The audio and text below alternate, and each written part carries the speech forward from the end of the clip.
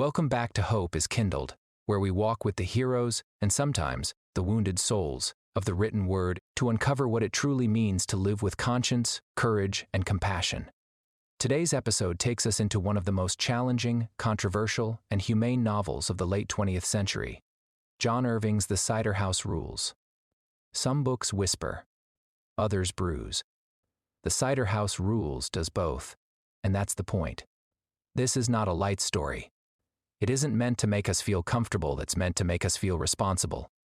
It drags the ghosts of real history into our living rooms and dares us to look them in the eye. John Irving never wrote for safety. He wrote for truth. And his truth, his art, is never tidy. It's raw, inconvenient, and human. The Cider House Rules asks us not what is easy, but what is right, not what the world allows, but what conscience demands. It reminds us that stories, like people, can wound and heal in the same breath. Because the best art, the kind that endures, the kind we have been looking at episode after episode in our work, doesn't shield us from suffering. It teaches us how to face it, how to name it, and how to keep the small flame of mercy alive within it. The Cider House Rules is such a work. It is a mirror, one that reflects the moral storms of history and the quiet bravery of those who dared to do good in impossible times. It is a novel about orphans and doctors, choices and consequences, mercy and law. It is about the deep cost of compassion and the peril faced by women when society refuses to see them as full human beings. It is not simply a work of fiction. And it doesn't offer easy hope. The Cider House Rules is, most importantly, a chronicle of what happens when moral debate becomes policy and the vulnerable are left to suffer in silence. As we will see, it offers the hope that comes after confrontation, the hope of the few people who've seen too much and still choose to help. It offers a dangerous, but necessary, kind of hope, the kind that refuses comfort, that looks straight into cruelty and still insists on mercy, the kind that keeps humanity alive. The novel is set primarily in rural Maine during the first half of the 20th century, a time before modern medicine, before women had legal access to safe reproductive care, and long before such topics could be discussed openly. The orphanage at St. Cloud's, run by Dr. Wilbur Larch, stands as a sanctuary for the unwanted, a place where children are delivered, and sometimes where their mothers are spared. As Irving writes, "Here in St. Cloud's, we deliver babies. We deliver mothers too." That line carries all the weight of his moral vision, the understanding that mercy cannot be divided. Dr. Larch performs abortions illegally, knowing the risks, both moral and physical, yet convinced that the greater sin is to let women die in barns, alleys, or kitchens at the hands of untrained men. In one of the book's most haunting passages, Irving describes the women who arrive too late, those who sought help elsewhere and didn't survive. Their stories are brief, but their loss defines Larch's mission. In this, Irving forces us to confront a stark truth about American history. When society restricts choice, it doesn't stop tragedy, it multiplies it. The Cider House Rules exposes the horror of those conditions, the infections, the secrecy, the shame. It gives names and faces to women who were erased by silence, by fear, by laws written without their voices. It is not a political tract, it is a moral portrait of compassion under siege. John Irving wrote The Cider House Rules over 7 years, driven by the conviction that the past must be remembered. He said in interviews that the novel was a history lesson in what life was like for women before Roe v. Wade. He spent months researching illegal abortions, consulting doctors, and studying the evolution of medical ethics. Irving's fascination with moral complexity runs through all his work. He is a novelist of contradiction, of tenderness and trauma, of ideals tested by circumstance. In The World According to Garp, he examined violence and innocence. In A Prayer for Owen Meany, he explored faith amid absurdity. And in The Cider House Rules, he brings his lifelong question to its sharpest edge. The novel asks, what does it mean to do good when the rules are wrong? His upbringing in Exeter, New Hampshire, and his mentorship under Kurt Vonnegut instilled in him a belief that fiction should awaken empathy, that stories must challenge us to think morally, not merely feel sentimentally. He wrote this book, he once said, because I wanted to honor those doctors who risked everything for women's safety, and to make sure we remember why they had to. Psychologically, the Cider House Rules is a study in conscience. Dr. Larch, the aging physician, acts out of duty and love, but he carries the heavy burden of moral isolation. Larch saves lives and breaks laws. He delivers babies and ends pregnancies. He sees both acts as sacred, both guided by the same principle, mercy. Then comes Homer Wells, his protege and moral opposite. A young man who refuses to perform abortions because he cannot reconcile them with his understanding of faith. Their conflict forms the moral and psychological heart of the novel. When Homer leaves St. Cloud's to work at the apple orchard, he enters a new moral landscape, one governed by silence, hypocrisy, and hidden suffering. There, he witnesses another kind of cruelty, not of law, but of shame and exploitation. When a young woman is assaulted by her father, and her only hope of survival is the very act Homer once refused to perform. Through this, Irving brings us face to face with the psychological cost of moral absolutes. Every act of conscience carries a wound, every refusal carries a ghost. As Larch tells Homer in a letter, "Here in St. Cloud's, we are of use. If we can't save everybody, that doesn't mean we should save nobody." That single sentence distills the novel's entire psychology of moral growth, to act, even when perfection is impossible. The Cider House Rules themselves are posted on the wall of the migrant workers' quarters, rules written by outsiders, for people who can't read them. The symbolism is devastating. The rules represent every law written by those untouched by its cost, every code imposed without compassion or understanding. When Homer later points out that the workers can't read the list, they shrug it off. The rules, they say, ain't for us. That line echoes across the novel's entire moral structure. Whose rules are we following? And who gets to write them? In this way, Irving delivers a quiet parable about moral authority. Rules without empathy are nothing more than hieroglyphs of control. They look official, but they do not guide. At its core, the Cider House Rules is about compassion, the only law that matters when all others fail. The novel reminds us how easily institutions substitute punishment for protection, or moral purity for mercy. Irving never tells us what to believe. He shows us how belief feels, the ache of conscience, the fear of doing harm, the exhaustion of doing good alone. In Larch and Homer, we see the eternal dialogue of the human condition, the heart that cannot stop caring, and the soul that cannot stop questioning. Through their struggle, Irving invites us to stand in that uncomfortable space where love and law collide, and to remember that compassion, even when it breaks the rules, is the beginning of moral clarity. Hope in the Cider House Rules doesn't arrive in speeches or grand gestures. It exists in the quiet, stubborn persistence of goodness, the small acts of mercy that refuse to die even when the world grows indifferent. John Irving builds an entire moral universe on one conviction: that compassion, however complicated, is always the right instinct. From the beginning, Dr. Wilbur Larch's life embodies a kind of hope that must exist in secret. In the orphanage at St. Cloud's, he delivers both babies and mothers.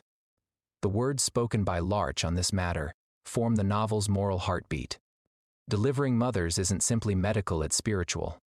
Larch knows that saving a woman's life, even through an illegal act, is an act of faith in humanity itself. He works in a time of cruelty and fear, but his decision to help is grounded in hope that compassion is still stronger than condemnation. Every night, as he walks through the orphanage and whispers, "Goodnight, you princes of Maine, you kings of New England," he's not just tucking in children. He's blessing a future he hopes will be kinder than his present. He's willing that better world into existence through ritual, through repetition, through love disguised as routine. This is Irving's first definition of hope, mercy that persists even when the rules forbid it. When Dr. Larch trains Homer Wells, he isn't just teaching him medicine, he's trying to create a moral successor, someone who can carry on his mission when he no longer can. He writes to Homer, "Be of use." Those 3 words distill the novel's philosophy of hope. Larch knows the world will always produce suffering, but to be of use, to help one person at a time, is to light candles against that darkness. Even when Homer initially refuses to perform abortions, Irving refuses to cast him as the villain. Instead, Homer's moral struggle shows that hope doesn't always look like certainty. Sometimes it's the courage to question, to wrestle, and to change. When he finally performs the procedure for Rose, the young woman impregnated by her father, the act isn't portrayed as triumphant, but as necessary, human, and merciful. It's a moment of heartbreaking grace, hope reborn through empathy. Through Homer, Irving teaches that the greatest hope is not in perfection, but in compassion that adapts, that grows deeper through pain. Throughout the novel, both Larch and Homer are haunted by absence, by the children who leave, the women who die, and the choices that cannot be undone. And yet, they remain tethered by memory. When Larch writes letters to Homer pretending to be various officials of St. Cloud's, so that Homer can continue receiving news, we see a man clinging to connection, crafting continuity where separation has taken hold. This deception is tender rather than tragic. It's his way of saying, "I still believe in you." And when Larch dies, his parting words to Homer, "Let us be of use," become a benediction, passed down like a torch. In that moment, Irving transforms duty into inheritance. Hope lives on not in what we fix, but in what we teach. It is handed from one person to another, a moral legacy built on care. Irving's genius lies in showing that goodness is not naive, it's rebellious. In a world ruled by institutions, laws, and hierarchies, compassion becomes an act of defiance. When society writes laws that harm, the hopeful choose to act anyway, not in rage, but in love. Larch embodies that defiance through medicine, Homer through growth, Rose through survival. Even the orphans, who endure abandonment, create small worlds of belonging among themselves. The nightly blessing becomes their shared language of endurance. The world of the Cider House Rules is full of injustice, and yet Irving insists that where compassion endures, so too does the possibility of redemption. At its deepest level, The Cider House Rules is a book about moral evolution, about the slow, painful progress of empathy through generations. It holds a mirror to the cruelty of the past, not to shock, but to remind us how far we've come, and how fragile that progress remains. Hope here is historical, not sentimental. It's the belief that remembering suffering is the first step to preventing it. Irving himself said, "I write about the past because forgetting it is more dangerous than repeating it." By documenting the courage of Dr. Larch and the awakening of Homer Wells, Irving makes hope tangible, not an abstract ideal, but a daily act of conscience. The Cider House Rules ends not with triumph, but with understanding. Homer finally takes Larch's place at St. Cloud's, not because he agrees with every choice the older man made, but because he understands now why he made them. He learns that morality isn't purity, it's perseverance. And that is Irving's hope. That love will outlast ideology, and that mercy will continue to rebel against cruelty. When Homer whispers those familiar words, "Goodnight, you princes of Maine, you kings of New England," he is not merely echoing his mentor. He is keeping the light alive. Before we close today, I want to take a moment to thank my dear friend Amy, who first brought this book to my attention half a lifetime ago. Your recommendation, and the significance of this book, is part of why Hope is Kindled exists at all. John Irving also said, "If we don't learn from history, we're not only doomed to repeat it, we'll also forget who suffered the first time." The Cider House Rules is his act of remembrance. Perhaps, my friend, when you pressed your oversized paperback copy of this book into my hands, it was mine as well. The Cider House Rules reminds us of the real women who lived and died under impossible conditions. It honors the doctors and nurses who risked everything for compassion's sake.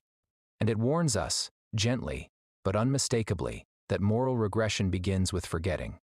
This is why we read. This is why we remember. To those who risked everything to protect life, dignity, and choice, and to those who still must, this novel stands as both a warning and a benediction. The Cider House Rules is most accurately and truthfully a pro-choice and pro-compassion book, a defense of mercy, safety, and human dignity in the face of suffering. Irving doesn't glorify abortion. He illuminates the desperate conditions that made it necessary, and the courage of those who refused to let others die in silence. The story's moral center is not political but personal. the right to choose is shown as an act of conscience, a painful, sacred, deeply human form of responsibility. Ultimately, the Cider House Rules isn't about taking sides, it's about restoring humanity to a debate that has lost it. Its hope lies in the belief that empathy can survive ideology, and that laws should serve life, not punish it. Irving shows us that the most radical act in a cruel world is still the simplest one: to be of use, to choose mercy, to save who can be saved. Every woman deserves the safety, dignity, and autonomy to make decisions about her own body and her own future. Access to proper medical care should never depend on geography, wealth, or the permission of others. History has shown us what happens when choice is denied. Suffering moves underground, and compassion becomes a crime. The Cider House Rules reminds us of that past, of women who were silenced, shamed, and endangered, simply for seeking help, and of the doctors who risked everything to keep them alive. To defend a woman's right to choose is to defend her right to live, to heal, and to hope. It is to say, with John Irving and with Dr. Larch, that mercy must always outrank judgment. That is the moral center of this story, and the conscience of hope is kindled. To stand unflinchingly for compassion, for safety, and for the sacred right to decide one's own path. Wherever you are listening from today, whether you agree, wrestle, or grieve, I hope you'll leave this story not with despair, but with the sober understanding that compassion is the only law that never fails. Good journey.